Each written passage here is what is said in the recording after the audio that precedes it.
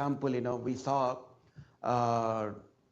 DevOps when it came, it said, it's self-serviceable 10 years back. And they said, IT admins will go away. Now, where are we after 10 years? It has created more jobs, more complexity. It adds value in one side. It also adds complexity on another side. And don't anybody says that, that it is simple. Don't believe it. You can only simplify it as a developer. So now that's where I think, when you say product as the hero, my intention is to give you the focus on non-functional requirements. And maybe if my talk is successful, I will have last one question will tell me whether I did convey it or not. So by de facto, you have to, if you are a doctor, you should not be told that, certain things should not be told by patients. Like, should I do blood test, what blood test? They're not requirement. They're not, if you make that in the requirement, then you're not a professional. So that way, at least, if you really look at any requirement comes to you, please attach some of these, that, scale. And scale, you don't have to even talk about technical level scale, but any feature you give, every business wants to have a paying customers. No, and that paying customers come for the functionality, but the real money comes from the non-functional requirements. So one guy is paying only, in fact, I was seeing, I don't know, some maths, I think, See, if you really take 1 crore and then divide it to 5,000 customers, it is nothing. Any customer can pay it. So that is the way you have to look at any software product. When you give a feature, it is not for one customer, you are doing it to commercialize it. And then agile, we know about incremental and iterations. So this also, we have a different way of saying it. So incremental means, you go to the end goal, but, not meeting the functionality at every step. But in the below one, you have given the functionality, but you have improved the functionality over a period of time, which is iterative.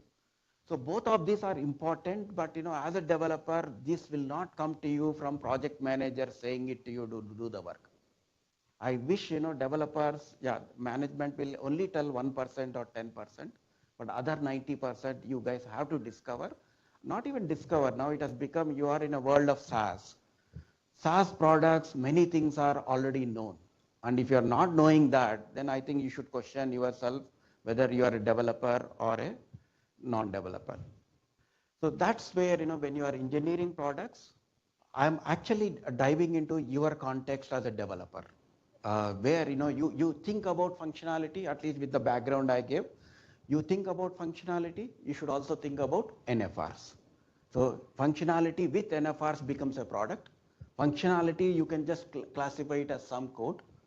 And while writing the code has got 2 lives. One, during the compile time, it gets transformed, and it also takes the real life at runtime. Do we agree on this? As a developer, you're writing the code, you see something during a compile time or development time, and you see the behavior, real life is given in the production, which is a runtime. You have to worry about code that it performs well both in the compile time and runtime. And similarly, when you are dealing with the code's life in the production, you should also worry about maintenance. So what it means is, when you find a bug, now how are you going to debug it? If that clarity is not there, if that fear is not there, that I am supposed to be responsible for the code, even in the NFR context, which is a production performance, I should have coded it in certain ways so that I'm able to debug it properly or maintain it properly, nor I don't have fear of loss of money. Suddenly security breach comes. So how do I stop it? How do you press a red button? So as a developer, I would say start thinking both as a functionality and both as NFRs. And in functionality, everybody knows about compile time and runtime, but start thinking about not just development time, think about maintenance time. What are your roles and responsibilities, or what do you need to make maintenance time very stress-free? So far, are we good? So now that's where, yeah, we as engineers, we contribute a development time code. All of us love it. And then, the same engineering contribution for maintenance time, when you want to reproduce production bug, what do you need? Trace. Okay. Well, can you go deeper? What is a trace? Logs. Okay. Yeah. So you need a timestamp, right? And you also need the data which was used to arrive at that bug. So the input, what happened, or the events which have happened, has to be very, very clear to you so that you can reproduce it locally first. Whenever there is a production bug, first always look at what is the input or what is the event. And that clarity you should have. And that's where I said, we think we are only producing code, but actually we are producing more metadata in the form of logs, in the form of metrics, in the form of what is that, performance profiling data. Lot of things are also you are creating. It is, see, nobody is writing a log message, right? It is you are writing. And you write one line that gets executed for millions of times when the number of developers number of users start coming in. So that way, please take ownership that you're not only producing the code, you're also producing a lot of metadata associated with it. If that, if you miss out that point, then, you are actually your production fires will actually stress you more. So anything you do, make sure that you have a maintenance time. What is that weapons I have? And that is where I think the logs, don't put system out, println, whatever you want. You should have an engineering mindset on what to put logs when there is a bug. How do I reproduce? So that mindset should start kicking in from the developers who are thinking like a product mindset.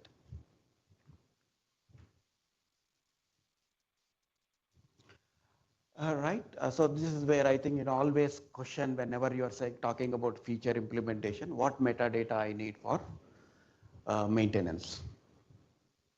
So that's where, yeah, now how does metadata get generated? That's where I gave a hint. Whenever a product, whenever something is being reported or, you say it is a solution, every solution has got a user interaction. Every user comes to and then starts using it. And that each usage can be called as an event, interaction, which comes, the event gets generated through the interaction. So as long as you know that, my solution is experienced by the users, and then during that experience, lot of events are happening. Lot of processing will start with interaction. It could be human interface or even a REST interface where somebody is invoking, another software may be invoking another API, REST API. So example like, yeah, pay now. When pay now happens, now whatever happens is that your software solution.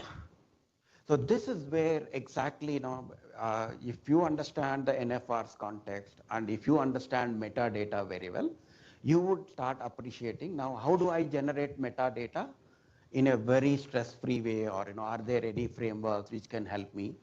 Can I not, should one of the things I said, yeah, you don't have to code, though there is some code, but how can I address it through some frameworks so that a lot of this metadata already standardized for me and I don't have to spend too much time on NFRs. And that's where one of the, Spring has, lot of good integration where they talk about observability and then monitoring. What is the difference between, by the name, can you, any of you guess what is monitoring and what is observability? So monitoring is nothing but if we put some logs, so we monitor it, what happens and what is where the data come in and everything. So observability is how this meta is like data is came in. We observe things, what happened wrong when a bug. Is there any relationship? One can coexist with other, or one depends on other? Yeah, one depends on. So observability is completely depends on like monitoring. Once you monitor it, you can observe it clearly. Or it's reverse? Yeah, both is interrelated. Yeah, they are related. Only thing is the level of information digestion. For example, if somebody is breathing, whether he's alive or not, you can say breathing. But to breathe, There is so many systems which are co-working, and then if you start going details into that, and that's where observability happens. So if somebody stops breathing, then you should know which part of my body first died or whatever it is. So that way, yes, the monitoring is higher level visuals, very high level. But to get to that visuals, there's a lot of work to be done by observability. If observability cannot do that job, monitoring cannot happen. So for example, you can say that my machine is, memory is so much. See, that's done, memory is so much is coming from observability. But is my machine alive or not? Yeah, somebody can see the memory is free, this the hard disk space is there, CPU space is there, and they can just simply say, they don't have to say all these are alive. It can say that yes, it is working. So it's more of a higher level monitoring. But yes, from there, if you have that first level of comfort, then you can go to deep. I mean, if everything is okay, you can ignore it. But if it is not okay, you go deeper. So that way, yes, one depends on other. In fact, you can always say that, see, sometimes people call monitoring is also part of observability, but it is visual. So that way, some of these terms don't go by definition. I mean, a lot of these, they're only meant to communicate better through some educational approach. But intention is you should always get it from the standard and apply it in your own way. So exactly now somebody is saying that, see, when I say availability in the context of monitoring, I am just asking, is the system available? Now in observability, I can go deeper and then say from how long it is available or from how long it failed. So like that, the questions change, but which are more or granular and then detailed. So did it clarify difference between observability and monitoring? So yeah, again, see some of them, because I am a code doctor, yeah, I don't know, you got me so right, huh? I don't know where did you read. uh, so yeah, again, as I said, I don't go by rules. I go by professional, as I said, product mindset. The theory gives you something, experience gives you something, but the real practical problem will give, tell you how well you can connect. But yeah, somebody has said that, this observability is only, yeah, very high level. And then, observability will look into so much. And especially, yeah, just take something as a diagrammatic approach, that observability is deeper and it enables monitoring. And let's see now again, yeah, uh, observability again by definition, people say that, there are three pillars. There's a fourth pillar also, which somebody is talking about profile data, but it has not become as popular as this. But yes, so now as a developer, we said we have a responsibility to handle production fires, which we call it, we can safely say that it is a maintenance time of me rather than a development time. Now, what all the tools I need, or how do I make sure that I'm compliant to production time stress? And that's where they say, yeah, try to follow observability standards. And by, this is again by, cloud native, cloud, there are some standards which are coming from Linux Foundation. And they said, yes, can you comply to observability standards? We will see deeper. And the first level of, standard, they say there are three pillars. You need a metadata in three forms. One is the metrics, other is traceability, and other is the event logs. And all of us understand event logs, right? So what frameworks we use for event logs? What are the most popular frameworks for logging? Log? Logpad, I have not heard, I don't know. Log4j, yeah, Log4j. Oh, log back, okay, okay, yes, right, yeah. Yeah, SL4j, all that. So yeah, exactly, now it's an SDK. So you are, now that at least logs, we know that, I don't know still, we review code, we see more system out printlns than the logs, which is very bad. Even if you really think that you are in a project, never use system out println. Better, either convert it into test case and then start using logging frameworks, and they're very essential. You, as I said, take metadata is also part of your role. No manager will tell, no organization will tell, but you are in a world, it's a cloud world, all of them are SaaS applications. You cannot ask him, I wrote this code only for myself or 10 customers to pay. You are actually fooling yourself as a professional. You have to assume, yeah, I don't want to say that, yeah, infinite customers, but at least aim for, 100, 1,000, 2,000, slowly start increasing the load and then see what can you do better. So your code should not just be functional, it should take care of NFRs. And yes, some of them, can you give an example of metrics? CPU usage, yeah, network bandwidth, how many concurrent threads are there. So a lot of that. That way, even they also classify metrics data is little lower compared to traces and logs, which makes sense, right? You're talking more at a higher level, at a CPU, at a hardware level. Then you have a lower level metrics, and then traces. Um, they are different. So metrics you are talking about, basically how much memory, how much throughput, how much CPU is utilized, or whether current hardware is working available or not. But traceability, okay, I'll give that more details. Yeah. So that way, as per the theory, as per the standard, please understand that for NFR metadata, I need to worry about 3 levels of metadata: traceability, metrics, and logs. Logs anyway, most of us already take care. So far clear? So yeah, I think you can see now metrics, what are the metrics, um, how many errors are coming in, how many, is it available or not, is the database healthy or not, how many instances. So you can actually, yeah, you can classify it. So this is mostly coming without your code. There is an agent which gets installed, and that agent knows, what kind of health metrics it can collect. So that way it is mostly, coming from an agent, and you have to choose, you can customize also. If your product also is supposed to give some metrics, you can integrate with the agent. So that's where you have JMX. If you integrate with through JMX, so now the agent also will start collecting that information specific to, sometimes people call it as application performance monitoring, APMs. So that's where I said, some of these words, they look different, but as a developer, you should not differentiate it when you know the purpose of it. You know that it is meant for, maintainability, and in that context, just go and then apply it. And then this is traces. Yeah, this is where you see that, we said every application on a SaaS world it has an impact through the event.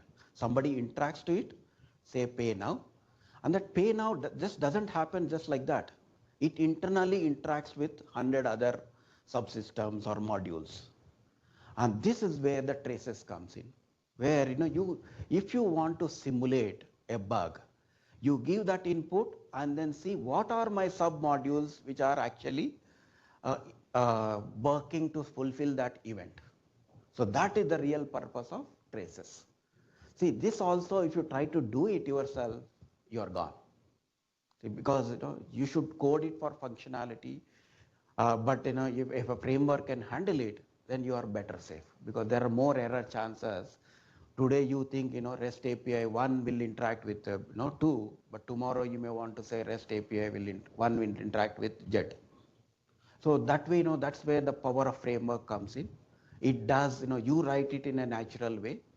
It does that traceable, it will inject binary code during the compile time, so that it will automatically give you that metadata. For example, in this case, when A get triggered, it may internally depend on B and D, and B internally may depend on C and D.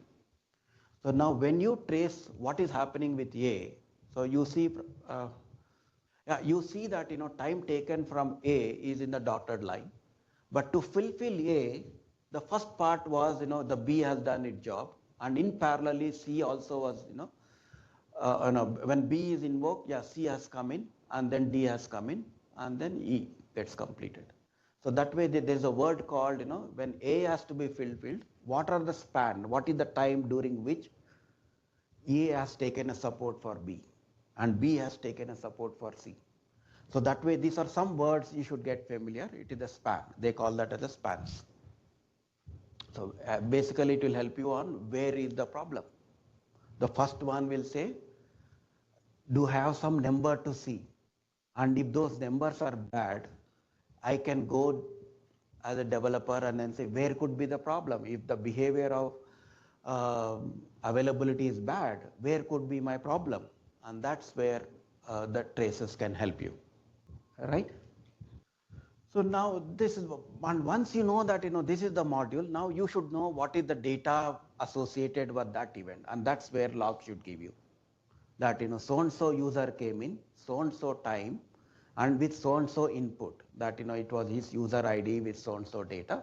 That's where you will actually, if you can get to that level of data, you can reproduce it locally, right?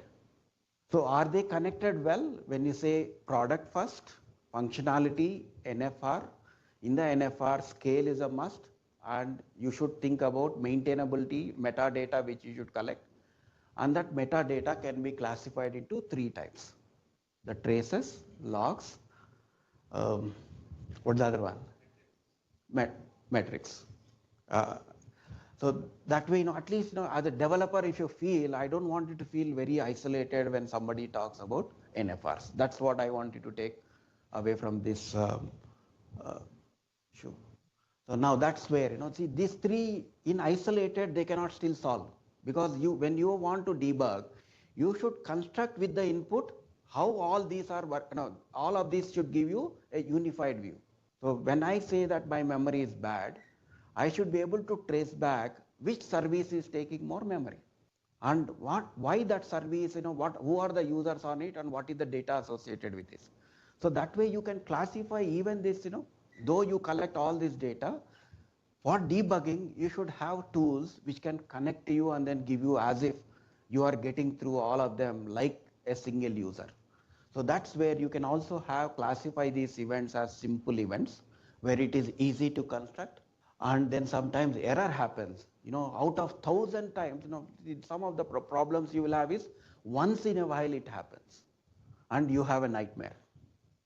Once in a while. If it consistently happens, none of us have problems. But if it happens once in a while, then that's a very complex, error. You have to replicate that.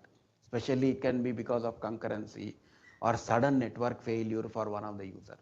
So, but yeah, classify that also as error event and assume that it is little more complex. And then you can also have abnormal. Once in a, this is again, it is not an error, but something has spiked. It is still available, but something has gone wrong. It is some anomaly where, you don't expect the graph to look like this. It should not go beyond that.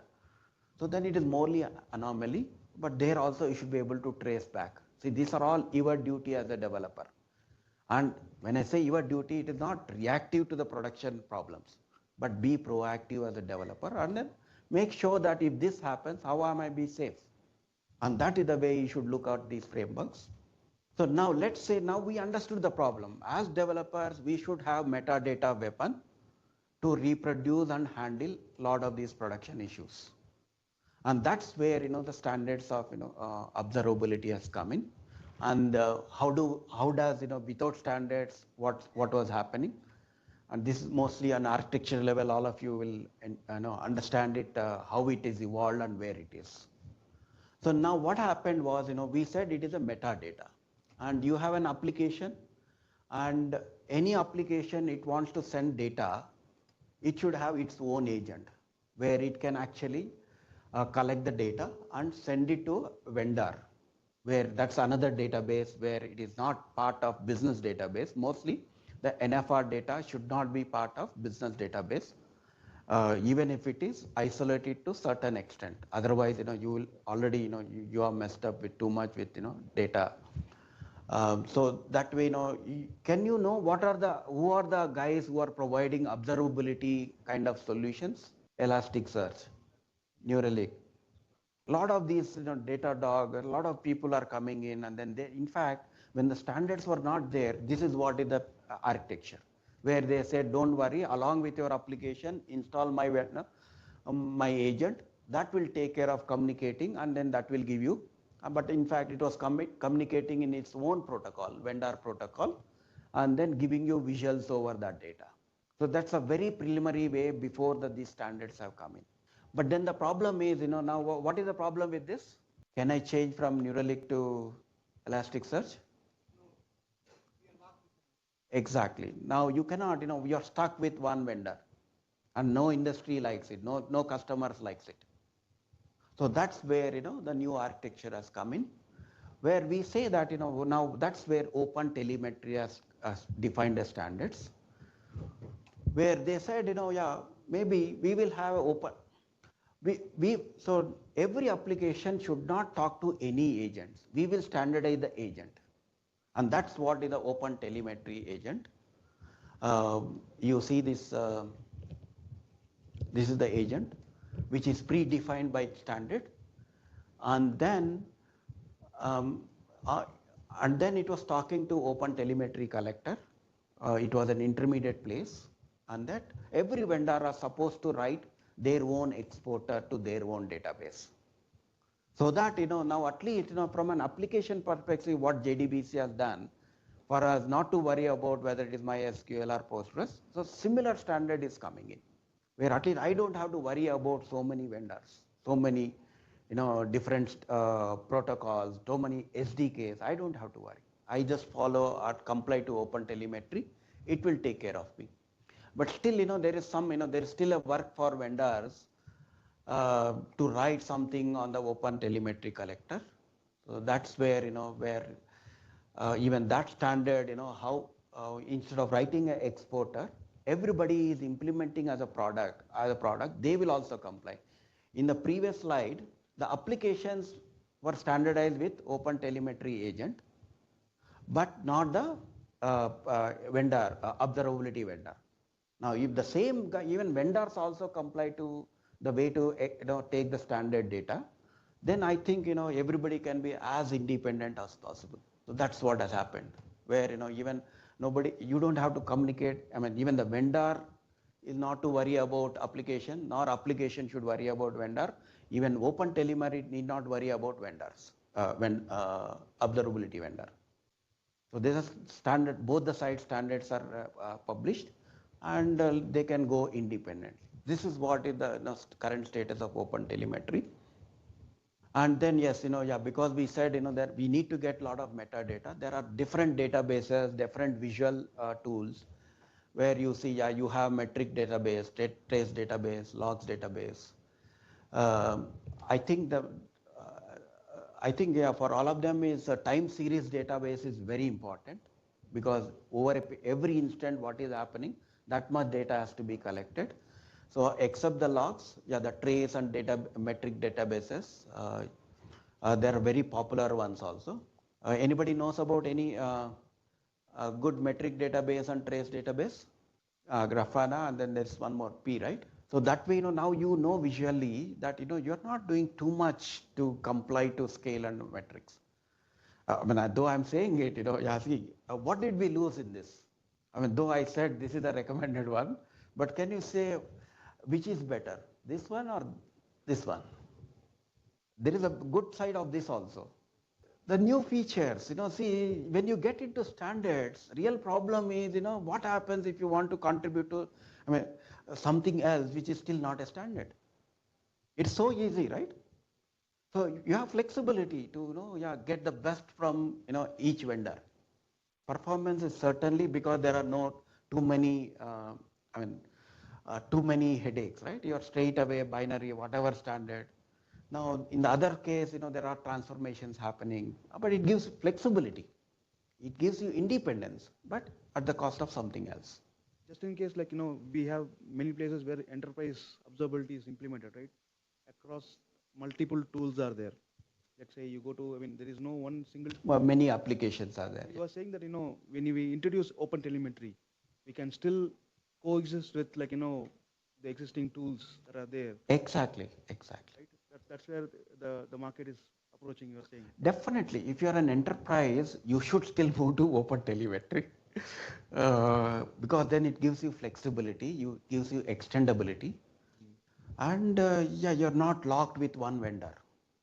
So definitely. But though I just said, but as a developer, you should know that nothing comes for free. There is a side effect. So this is the flexibility I was talking about. Exactly. Now tomorrow, see, suddenly you want to move to enterprise scale observability. And you have so many products. You cannot ask them to, in a day you come and then transform. It will never happen. That's why, if you start putting one application as a part of this standard, then automatically many things will start. You can always, you don't have to ask all 100 people to comply. Each person can come in at their own time. At some point, all of them can actually, they are there as a part of. And tomorrow, any other new product comes in, it's like a plug and play. So that way, please, from this talk, I want you to think that NFR is your duty, maintenance time, metadata is your duty, and then follow observability standards. No standard is uh, foolproof, but at least understand that somebody has done some homework and that's the current status. And there are so many tools here. You can see that, and all of them are coming to you with instrumentation. You don't have to do. I'll show you the configurations if you just do it. Most of them are coming to you through enabling the instrumentation. But yeah, you still need to understand, don't instrument for everything. See, here also performance, one way to do is, don't ask for everything to be, whatever agent can do, collect all the data. You should know how to configure it to get limited observability and all. So debugging is all our favorite, right? How much time we spend time on debugging? And how much time it would have taken to code the functionality? So that manager will tell very well. So what I meant was, see, some of them, I think, again, in an enterprise, so many roles are there to collaborate without disrespecting each other's. But most of the time I've seen, developers become a, scapegoat. So don't be that. Even if they say it, respect it and take a lot more responsibility. And you don't have to say, I need so much time to debug. Instead, see what is that you can do, that debugging time will be more. What can I do to make it smaller? And what is the best thing you can do to make the debugging less painful? Logging is easier. If a bug comes, you have to, I've seen one of the company I work for, they had almost 1.5 GB of log file. What is that you can do? So logging is one of the way, but that is not the efficient way. No, don't be a part of this, what I put. It's something else. Right, but how do you make it take less time? How do you feel that debugging is not my problem? It is so easy for me to solve the problem. But I don't want to be manual. Once you say again and again, how do you reduce that again and again? See, this is where, see, if you have unit tests, just write the unit test, do that, F8, whatever is a breakpoint debugging, you're done. Get everything into unit testing. Why I asked that about that point is, now what is that traditionally everybody thinks unit testing is for functionality or NFRs? Functionality. But now after listening to it, can you do something to be, even for NFRs, can you write? And unit tests can really help for NFRs. Anybody done performance, perf unit, load units, stress testing? That's all. So now that's where, again, the definition of unit testing, don't limit yourself because theory says it is functional only. Why not I simulate 10 users and run the same unit test and see if I have concurrent issues? It is you have to discover the need for framework. It is not somebody will have to force you that, I need, load testing, how do I run unit tests as a part of, multiple users coming in. So that way, please connect, we are all, if you say it is a product, whether somebody likes it or not, NFRs will trouble. So even for now, these days, integration testing also has become a part of unit testing. So there are so many beautiful frameworks.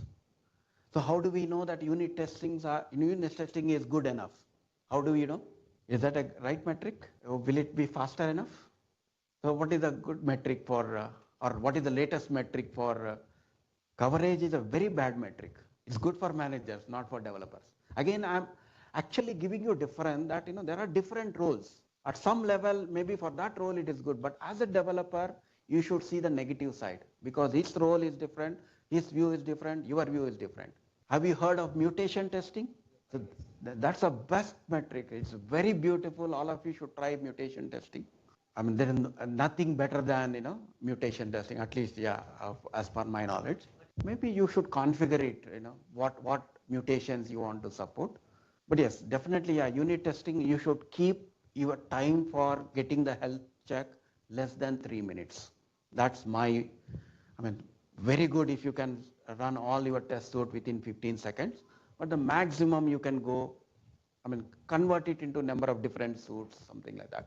But yes, one of the things you should also break that, as I said, though we have metadata, which is a good thing, but can I capture it at a development time and don't ignore unit tests even for NFRs? That's my message to you.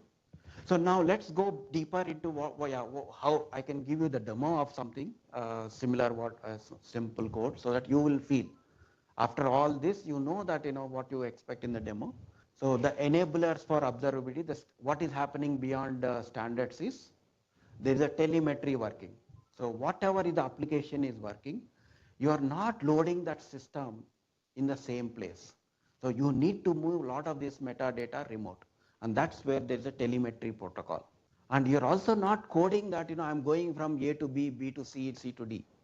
That's happening through instrumentation or some part of, when I'm collecting memory, CPU, there are already pre-built agents for you. So what are the enables of these standards is, yes, you should be aware of instrumentation.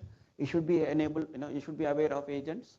You should be aware of remote protocol, which is optimized for, transferring the data. See, anybody can define their own protocol. But if you bring in standards, or if you are a very good product which you want to beat even standards, but that's where there should be how do you communicate optimally, and then you already have backend, and this is the real powerful thing where you should visualize this data. See, again, don't because I have logs, it is painful for developers. How long you can get information? So better, I give it to a visualization system, and I can ask, give me exceptions which occurred between so and so period. So that's where this industry is also growing, where you have a lot of visualizations over the data, and that's what is helping not just end consumer, for even for developers. They're actually more of a developer tools. You can query it and then ask, I'm not interested in all the data, but some, and can you show me the graph of how my memory got changed? So that's where I said one more area where they're trying to bring in metadata is profiling. So it's an evolving standard. Not don't just take 3 pillars. The 4th pillar will come, and the visualization is equally important. So you do monitoring, you do logging, you do tracing, but visualization is equally important. So that's what I told you about telemetry. And yeah, so now here, in the back end, you can visualize the span, even the traceability. You're not saying A, B, C in a graphical form, or, they're very clearly saying how much time it has taken from, completion of A to A request, and then what are the other things which came. So that way it is easy for you to debug. You don't have, especially a lot of us have to work on others' code, the legacy part. And the legacy definition is what happened just, yesterday or 1 hour back. So that way these visualization tools are so important. And so Spring Boot has multiple ways to be compliant to observability. Please understand that it's not just one way. I can present you one way, but there are multiple ways. One of the way is a micrometer. So you heard of actuator? So you can enable actuator, which already gives you a lot of CPU, a lot of memory issues and all. On that, micrometer depends on. And then, there is a bridge where exactly, there is a bridge which, so Spring depends on micrometer. Actually, micrometer internally depends on actuator. And then there is a Open Telemetry bridge written so that it can communicate with the JUG. So that way, I'll demo this part for you just from the traceability angle. I had something else, based on Grafana and all, there's some problem. But this much at least give you traceability, how you can do it. So any questions before we move to demo? So this visualization majorly for the standard metrics, right? And sometimes we see the issues related to some functionality bugs. Is there any way to recommend to visualize the things as the functionality, custom metrics, and all those things? What are the better ways, whether in Open Telemetry or any other tools? See, one is, you with Open Telemetry, you can get all the data required. But to reach to which part of the functionality, you still need to go through metrics, traces, and then come to the logs. And in the logs, you can really get what is the data really applied on that part of the function. But I would say take this with a care, because if you put sensitive data in the logs, you're gone. And make sure that you don't put sensitive data. But for debugging, you can try something like that. One question. So you mentioned NFR, so code coverage and code quality is also a part of NFR, right? Exactly. And how, where should we calculate? Is it a development during the development time or maintenance time? Now, what did I say, a role of a developer? We should not differentiate, but Right. say mostly code qualities are part of their depth, and they are not into considered as inside the development cycle. It is outside but it is also not part of maintenance. So, okay, let me define code quality. Again, as I said, there are different roles, different forces. Now, you should always, when you have conflict, you should observe, is that conflict saving me time or creating more stress? So if somebody says, the code quality is not part of, delivery. Now, what is the impact on you? Would you waste more time in debugging? Are you sure? What is the purpose of code quality? Is it not in a fancy, right? We are not going to a fancy movie show. We are developing something, and the show is not complete. If you are shabby with your code, can you really reach that destination? You will have to go through tough days. So the way is, I think everybody has a point, but I think you don't have to oversell code quality. Instead, you should say it is your professional way of doing it, and that's the most optimum way, because you are a high-class developer. And if you want to classify it as I'm a developer, monkey coder, then I think these terms will not even come. Just follow. But if you want to classify, that's a good opportunity to say, I can deliver higher quality than a monkey coder approach. And if there are gaps there, fix that as your skill. For example, whenever I consult, I see people say, I cannot do unit testing, or this is not unit testable. Then I say, whose duty is that? It is not your manager's duty. It is your duty. And when we come in, they say, sir, everything is possible. I don't know why we got into that mindset. So that way, be careful, most of them are somewhere coming from your environment. Get out of that. Anything is unit testable. So the code quality is also not the definition of manager. It is for you to go faster, be safer, be stress-free, or learn something which you don't know and then implement it.